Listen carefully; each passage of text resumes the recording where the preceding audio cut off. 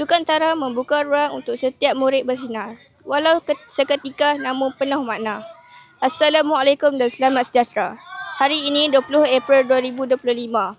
Hari pertama Sukantara menuju kejohanan olahraga kali ke-8 peringkat SMK BPJ.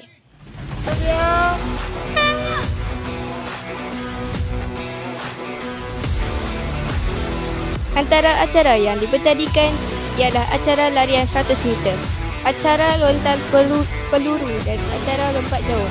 Satu markah akan diberikan untuk setiap pelajar yang melakukan aktiviti dan 2 markah akan diberi kepada pelajar yang melepasi tahap minimum.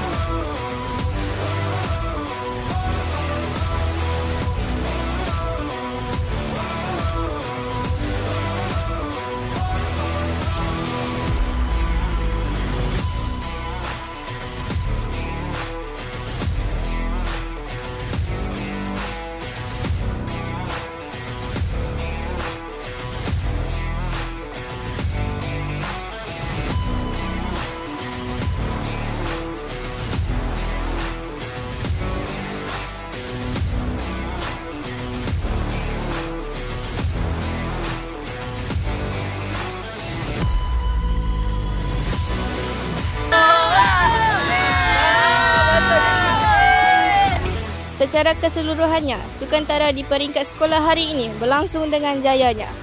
Semoga semangat yang ditunjukkan sepanjang Sukantara ini akan terus menyala di dalam diri warga sekolah. Saya Nur Iris Amira binti Muhammad Saiful Razan melaporkan.